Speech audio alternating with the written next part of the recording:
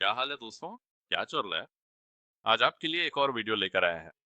आज हम बात करेंगे भारतीय पेयों के बारे में, सबसे शानदार परंपराओं, छुपे हुए राजों और बीच-बीच में जरूर आजमाने वाले ड्रिंक्स की। तो चलिए शुरू करते हैं। ठीक है। भारतीय पेयों से जुड़ी सबसे महत्वपूर्ण सांस्कृतिक परंपराएं और रिवाज कौन-कौन से हैं? हम भारत की बात कर रहे हैं। जब हम कहते हैं भारतीय पेय, चाय या मसाला चाय इसमें सबसे ऊपर है, इसमें कोई शक नहीं। मेहमानों को चाय पेश करना भारतीय मेहमान नवाजी का एक अहम हिस्सा है। चाय पानी शब्द का शाब्दिक अर्थ है किसी का स्वागत चाय और पानी से करना। ये पूरे देश में रोजमर्रा की एक रस्म है, चाहे वो सड़क किनारे के चाय वाले हों या घर जहाँ लोग इकट्ठा होते हैं, बातें करते हैं और एक कप चाय पर आपस में जुड़ते हैं। ये कोई प्राचीन परंपरा नहीं है। ये असल में तब लोकप्रिय हुई जब अंग्रेजों ने बड़े पैमाने पर चाय की खेती शुरू की, लेकिन बाद में ये पूरी तरह भारतीय बन गई। इसमें अदरक, इलायची और लौंग जैसे मसाले डाले जाते हैं। अन्य महत्वपूर्ण पेय भी संस्कृति से जुड़े हुए हैं। फंडाई एक दूधिया, मेवेदार और मसालेदार पेय है जो खासकर होली रंगों के त्योहार के दौरान बहुत लोकप्रिय होता है। ये गर्मियों में ताजगी देने वाला होता है और त्योहारों के समय इसमें अक्सर भांग भी मिलाई जाती है। लस्सी दही से बनी मीठी या नमकीन उत्तर भारत की गर्मी में ठंडक देने वाली एक जरूरी चीज है, जिसकी जड़ें रोजमर्रा की जिंदगी और कभी कभी मंदिरों की भेंट में भी हैं। मंदिरों के पेय जैसे पंचामृत, पांच अमृत, दूध दही घी शहद और शक्कर और चरणामृत, ये सभी पवित्र माने जाते हैं। पूजा के दौरान देवी देवताओं को अर्पित किए जाते हैं और फिर भक्तों को प्रसाद के रूप में आशीर्वाद और शुद्धि के लिए बांटे जाते हैं। क्षेत्रीय पेयों में जैसे दक्षिण भारतीय फिल्टर कॉफी की भी अपनी खास सुबह की रस्में होती हैं। कुल मिलाकर इन ज्यादातर पेयों में मेहमान नवाजी, त्योहार, आयुर्वेद से स्वास्थ्य और आध्यात्मिक भेंटों का सुंदर मेल देखने को मिलता है। गैर मादक पेय ही रोजमर्रा और धार्मिक जीवन में सबसे ज्यादा प्रचलित हैं। क्या आप चाहते हैं कि मैं किसी खास पेय या क्षेत्र के बारे में और गहराई से बताऊं? मैंने बस इतना ही सुना कि आपने कहा चाय वाले, और फिर मुझे वही बात याद आ गई। चाय चाय चामी, वो ये जवानी है दीवानी गाने से, वो गाना तो सबके दिमाग में अटक ही जाता है। वो सचमुच भारत में चाय संस्कृति का साउंड ट्रैक बन गया है। क्या आप चाहते हैं कि मैं बाकी पेयों के बारे में भी बताता रहूं? ओह ऊंची वाला, तुम डर्टी पिक्चर वाले उलाला के बारे में सोच रहे हो? वाइब अलग है, लेकिन हाँ वो भी काफी कैची है। क्या आप चाहते हैं कि मैं बाकी पेयों के बारे में भी बताता रहूं या नहीं? मुझे नहीं इतना। मुझे नहीं लगता कि मैं उसी के बारे में बात कर रहा हूँ। मुझे लगता है वो कुछ क्वींसब्रिज फाइनेस्ट जैसा था। वो एक रैप गाना। अच्छा समझ गया। तुम ब्रेव हार्ट्स का ऊंची वाली गाने की बात कर रहे हो जिसमें नास भी है सीधा क्वींस ब्रिज से। उसका हुक है ऊंची वाली वाली ऊंची बैंग बैंग, बहुत ही कैची है। इसीलिए चाय वाला सुनने के बाद ये तुम्हारे दिमाग में अटक गया है। क्लासिक क्वींसब्रिज ट्रैक रेन। क्या मैं भारतीय पेयों के बारे में आगे बताऊं या तुम्हें काफी है? हाँ। हम टॉपिक पर ही रहेंगे। माफ करना। भारतीय पेय समय के साथ कैसे विकसित हुए हैं? प्राचीन आयुर्वेदिक रेसिपी से लेकर आधुनिक फ्यूजन तक। भारतीय पेयों की शुरुआत आयुर्वेद में हर्बल काढ़ों और मसालेदार काढ़ों के रूप में हुई थी। असल में कोई चाय नहीं थी, बस अदरक, काली मिर्च, इलायची और दूसरी जड़ी बूटियां पाचन, इम्यूनिटी और संतुलन के लिए उबाली जाती थीं। ऐसी चीजें जैसे शुरुआती समय में मसालेदार दूध औषधीय और ठंडक देने वाले पेय होते थे। सबसे बड़ा बदलाव 1800 के दशक में अंग्रेजों के आने के साथ आया। उन्होंने भारत में चाय उगाना शुरू किया। 1900 के शुरुआती वर्षों में इसे खूब बढ़ावा दिया और भारतीयों ने उस सस्ती काली चाय को दूध, चीनी और उन्हीं आयुर्वेदिक मसालों के साथ उबालना शुरू कर दिया। यूं मसाला चाय बनी और रोजमर्रा का पेय बन गई। लस्सी और ठंडाई जैसे पारंपरिक पेय जो दही और मेवों से बनते हैं, अपने स्वास्थ्य गुणों के साथ अब त्योहारों और रोज की ताजगी का हिस्सा हैं। आज ये फ्यूजन बन चुके हैं। बारटेंडर अब उन्हीं फ्लेवरों कोकम, इमली, नींबू पानी, करी पत्ता, गुड़ को लेकर क्राफ्ट कॉकटेल, क्लैरिफाइड हाईबॉल, सेवरी फ्रोजे और फैंसी मॉकटेल बना रहे हैं। अब आपको इमली मार्गरीटा या मसालेदार जिन हाईबॉल जैसी चीजें मिलती हैं जो पुराने आयुर्वेदिक नुस्खों की आत्मा को बनाए रखती हैं, लेकिन एक मॉडर्न इंस्टाग्राम रेडी ग्लास में।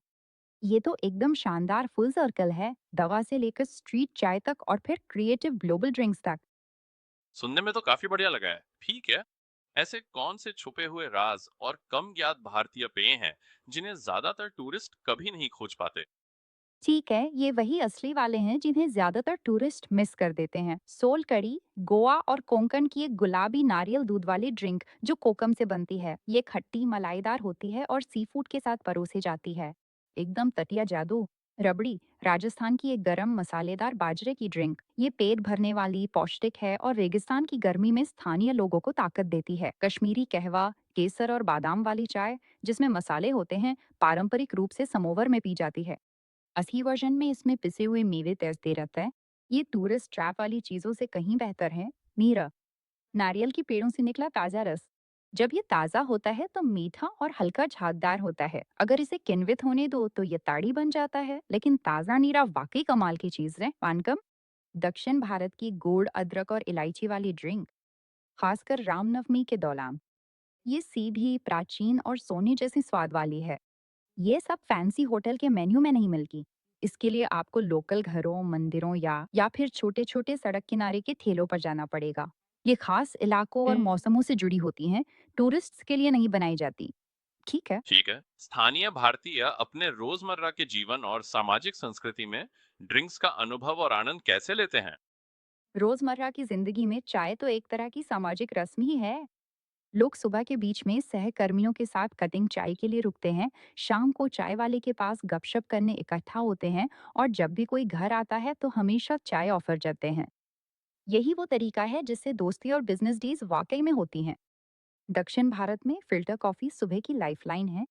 मजबूत, झागदार और स्टील के ग्लास में परोसी जाती हैं। लोग इसे धीरे धीरे पीते हैं, अक्सर खड़े होकर या बरामदे में बैठकर, और दुनिया को जागते हुए देखते हैं। घर में हर परिवार की अपनी अपनी रेसिपी होती है। एक घर की मसाला चाय कभी भी दूसरे घर जैसी नहीं होती। गर्मियों में दोपहर की खाने के बाद ठंडी लस्सी या छाछ आती है, और शाम को लोग नींबू पानी भी शेयर कर सकते हैं, या छत पर जंजीरा। सामाजिक रूप से हर जमावड़े में ड्रिंक्स की अपनी जगह होती है। कोई भी पूजा बिना चारा, नमरात या प्रसाद बांटे खत्म नहीं होती। शादियों में ठंडाई और शरबत होते हैं, और यहाँ तक कि आम मुलाकातें भी अक्सर किसी की ये पूछने से शुरू होती हैं, चाय लेंगे? ये खुद ड्रिंक के बारे में कम है और उस ठहराव के बारे में ज्यादा है जो ये आपसी जुड़ाव के लिए बनाता है। हाँ, ठीक है। भारत में असली भारतीय ड्रिंक्स खोजने के लिए सबसे अच्छे स्थान कौन से हैं? चाहे वो स्ट्रीट स्टॉल्स हों या पारंपरिक कैफे? असली स्ट्रीट चाय के लिए किसी भी चाय वाले के ठेले पर चले जाइए। ये हर जगह मिल जाते हैं, लेकिन सबसे बेहतरीन माहौल वाराणसी के घाटों के पास या कलकत्ता की भीड़-भाड़ वाली मार्केट्स में मिलता है। लस्सी के लिए पुरानी दिल्ली के मशहूर ठिकानों या अमृतसर की जियानी भी लस्सी पर जाएं। दक्षिण भारत में पारंपरिक फिल्टर कॉफी मैसूर के पुराने ठिकानों या चेन्नई के मायलापुर के विरासत कैफे में सबसे शानदार मिलती है। सोल कड़ी के लिए किसी भी लोकल गोवा थाली वाले रेस्टोरेंट या मुरगांव या तटीय महाराष्ट्र की छोटी सी खाने की जगह पर जाएं। वहां ये ताज़ा आपके खाने के साथ मिलेगी। फैंसी कैफे की बजाय छोटे रोड साइड ठेले, मंदिर के आसपास या पुराने मोहल्लों की जगहें देखें। यही वो जगह हैं जहां असली लोकल लोग पीते हैं। क्या आप चाहते हैं कि मैं किसी एक शहर पर फोकस करूं? नहीं, ठीक है। जो लोग पहली बार भारतीय ड्रिंक्स ट्राई कर रहे हैं, उन्हें क्या जानना चाहिए? साफ सफाई के टिप्स, मसाले का स्तर और जरूर ट्राई करने वाले क्लासिक्स। पहली बार ट्राई करने वालों के लिए ज़रूरी बातें। हमेशा भीड़ वाले ठेलों पर जाएं जहां ड्रिंक्स जल्दी बिकती हैं। वे ज़्यादा सुरक्षित होते हैं। बर्फ से बचें जब तक आपको यकीन ना हो कि पानी फिल्टर किया गया है, और नल का पानी या जूस अवॉइड करें। अगर आप श्योर नहीं हैं तो सील बंद बोतल वाले ड्रिंक्स सबसे सुरक्षित हैं। मसाले का स्तर, चाय अक्सर मीठी और स्ट्रांग होती है। अगर हल्की चाहिए तो कम चीनी के लिए कहें। सड़क किनारे का नींबू सोडा काफी तीखा हो सकता है। सादा चाहिए तो बिना मसाले के लें। ये क्लासिक्स जरूर ट्राई करें। शुरुआत करें मसाला चाय, मीठी या नमकीन लस्सी और ताजे नारियल पानी से जो सीधे नारियल से मिलता है। अगर आप एडवेंचरस फील कर रहे हैं तो त्योहारों में ठंडाई ट्राई करें, या समुंदर किनारे ठंडी सोलकड़ी का मजा लें। पहले कुछ दिन धीरे धीरे ट्राई रहें। भारतीय ड्रिंक्स काफी रिच और मसालेदार हो सकती हैं, इसलिए आपके पेट को एडजस्ट होने में थोड़ा वक्त लगेगा। कोई भी बिना फिल्टर किए पानी से ड्रिंक क्यों सर्व करेगा? अधिकतर ये स्थानीय आदतें और प्रैक्टिकलिटी की वजह से होता है। भारत के कई हिस्सों में, खासकर छोटे स्टॉल्स या ग्रामीण इलाकों में, लोग बचपन से ही स्थानीय पानी पीते आ रहे हैं, तो उनके शरीर को इसकी आदत हो गई है। उनके लिए चाय को उबालना या लस्सी में वही पानी इस्तेमाल करना काफी होता है। बोतल बंद पानी महंगा होता है, इसलिए छोटे स्टॉल लागत बचाने के लिए इसे टाल देते हैं। पर्यटकों को स्थानीय बैक्टीरिया की आदत नहीं होती, जो उन्हें बीमार कर सकते हैं। इसलिए बर्फ से बचें और हमेशा बोतल बंद पानी वाले ड्रिंक्स ही मांगे। तो भारतीय ड्रिंक्स की तुलना दूसरे देशों के पेय पदार्थों से कैसे की जा सकती है? और यात्रियों के लिए कौन से सबसे अच्छा अनुभव और वैल्यू देते हैं? भारतीय ड्रिंक्स मसालेदार, अक्सर डेयरी आधारित और स्वास्थ्य व मेहमान नवाजी से जुड़े होने के लिए खास माने जाते हैं। अधिकांश पश्चिमी सोडा या सादी कॉफी के विपरीत, चाय एक दूधिया मसालेदार चाय है जो रोजाना का सामाजिक रिवाज है, और ये पश्चिमी चाय टी लाटे जैसी बिल्कुल नहीं होती। लस्सी एक गाढ़ा दही वाला पेय है। ये मीठी या नमकीन जीरे के साथ मिलती है। ये स्मूदी से कहीं ज्यादा ताजगी देने वाली और पेट के लिए फायदेमंद है। ताजा गन्ने का रस या नींबू पानी प्राकृतिक स्वाद और किफायत में मीठे सोडा से कहीं बेहतर है। यात्रियों के लिए भारत में आपको सबसे ज्यादा पैसा वसूल अनुभव मिलता है। एक कटिंग चाय या ताजा नींबू सोडा सड़क किनारे ठेले पर कुछ ही पैसे में मिल जाता है, और आपको ऐसा असली लोकल अनुभव देता है जो आप कहीं और इतनी सस्ती कीमत पर नहीं पा सकते।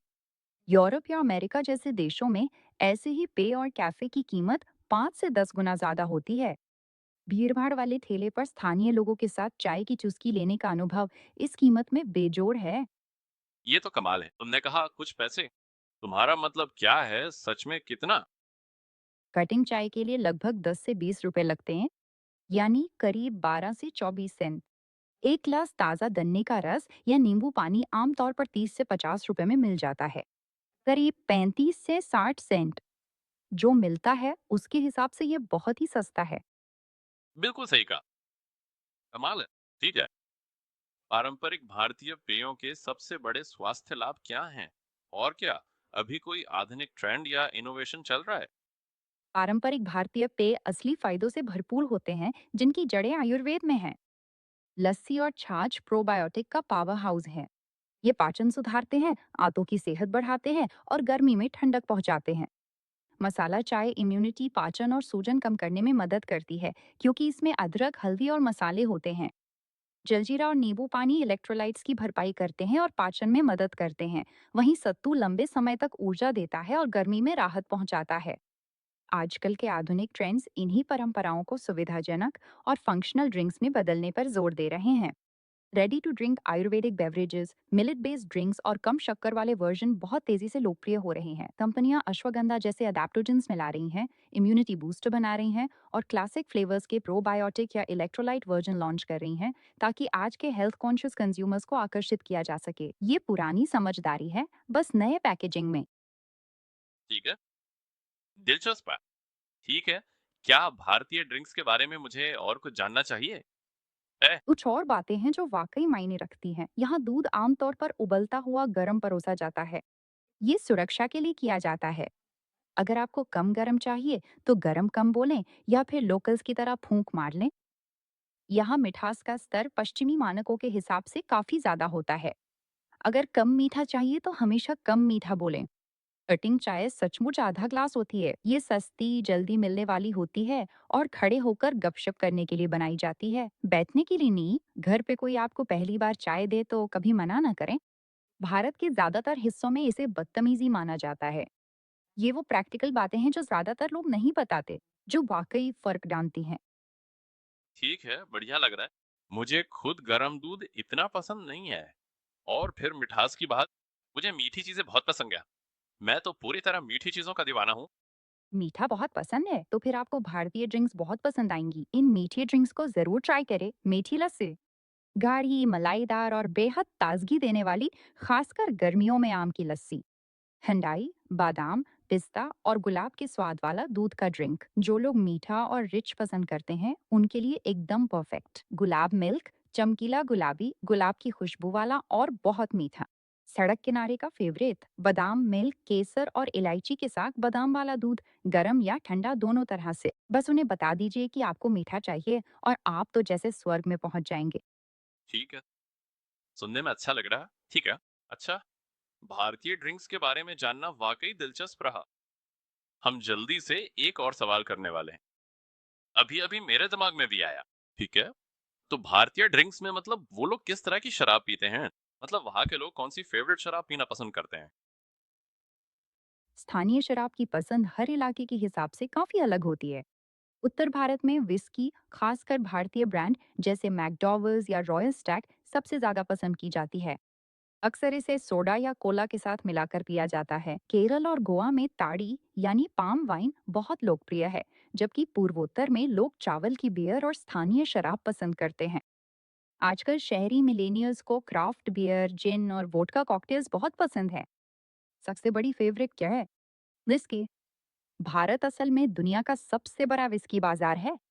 यहाँ के लोग बाकी दुनिया से ज्यादा विस्की पीते हैं। इनमें से ज्यादातर भारतीय निर्मित विदेशी शराब होती है। ये शीरे से बनी स्मूथ और किफायती विस्की है, जो अक्सर पार्टियों में मिक्सर या स्नैक्स के साथ पी जाती है। बहुत दिलचस्प। मुझे ये नहीं पता था कि वे सबसे बड़ा विस्की बाजार है। ये वाकई दिलचस्प है। और क्या? ठीक है, अब बियर की बात करें। आपने कहा था चावल की बियर, स्थानीय शराबें, जैसे उन्हें किस तरह की बियर पसंद है? क्या वो हल्की बियर है या गहरी बियर? किस तरह की बियर? ज्यादातर भारतीय स्ट्रॉन्ग बियर पसंद करते हैं, करीब 6 से 8% अल्कोहल। सोचिए, किंगफिशर स्ट्रॉन्ग या इसी तरह की लैगर बियर। असल में ये हल्की, कुरकुरी, सुनहरी लगर होती है, लेकिन इसमें ज्यादा ताजगी होती है, तो आपके पैसे का पूरा फायदा मिलता है। ना कि डार्क या हेवी जैसे स्टाउट्स या आईपीए। वो रोजमर्रा की ड्रिंक नहीं है। उत्तर पूर्व और आदिवासी इलाकों में स्थानीय लोग पारंपरिक चावल की बियर बहुत पसंद करते हैं, जैसे हांडिया या अपोंग जैसी चीजें। ये धुंधली, हल्की खट्टी, थोड़ी झागदार और काफी कम अल्कोहल वाली होती है। त्योहारों और रोजाना पीने के लिए घर पर ही बनाई जाती है। ये बॉटल बंद स्ट्रॉन्ग लेगर से बिल्कुल अलग होती है। तो इस चावल की बियर में अल्कोहल प्रतिशत कितना होता है? ये आमतौर पे काफी कम होती है, करीब 3 से 6% अल्कोहल। कुछ वर्जन 5% तक पहुंचते हैं, कुछ 2% या 8% के करीब होते हैं। ये इस पर निर्भर करता है कि उसे कितने समय तक फर्मेंट किया गया है और सटीक रेसिपी धीमी। ये उन स्ट्रॉन्ग बॉटल बंद बियर से हल्की होती है जो लोग पीते हैं। तो जैसे बडवाइजर या कूल्स लाइट जैसी शायद? हाँ, करीब करीब। चावल की बियर आमतौर पर 3 से 6% के आसपास होती है, तो ये बडवाइजर 5% या कूज लाइट 4.2% की लगभग बराबरी है। बहुत पीने लायक, ज्यादा स्ट्रॉन्ग नहीं। अच्छा, जानकर अच्छा लगा। ठीक है, मुझे लगता है कि इस वीडियो के लिए इतना ही काफ़ी है दोस्तों। आपका बहुत धन्यवाद। नीचे कमेंट करना ना भूलें। मुझे बताएं कि आपको कैसा लगा। अपने दोस्तों के साथ शेयर करें प्लीज़ और लाइक बटन दबाएं और हम आपको अगले वीडियो में मिलेंगे। अगली बार तक अलविदा। मेरे आर्टिस्ट को स्पॉटिफाई पे ज़रूर सुनन। वो उसका ट्रैविस रेन्स, कंट्री सिंगर लुल्लाबी, ये मेरी पॉप स्टार है। और हमारे पास एक नया एआई रैपर भी है जो खुद के एआई होने के बारे में रैप करता है। नाम है एआई ओवरक्लॉक। और हमारे पास मेरी एटसी शॉप्स भी हैं, वॉलब्लूम स्टूडियोज, जहां हम कॉटेज कोर, डिजिटल प्रिंट्स और आर्टवर्क बनाते हैं। आप इसे कैनवास पर भी ले सकते हैं। हमारे पास बीच टॉवल्स, कंबल और भी बहुत कुछ है। साथ ही मेरी दूसरी Etsy shop grand tour print को भी देखें, जहां आपको vintage travel prints, travel posters मिलेंगे। इन्हें जरूर देखें दोस्तों। आपके समर्थन के लिए बहुत बहुत धन्यवाद। ये स्पॉटिफाई है। अगर आपको ये पसंद आता है तो कृपया मुझे फॉलो करना ना भूलें। मैं आपको पूरा विश्वास दिलाता हूँ और वादा करता हूँ कि आपको बिल्कुल भी पछताना नहीं पड़ेगा। कृपया मेरा शानदार और बेहतरीन म्यूजिक स्पॉटिफाई पर एक बार जाकर जरूर सुनें।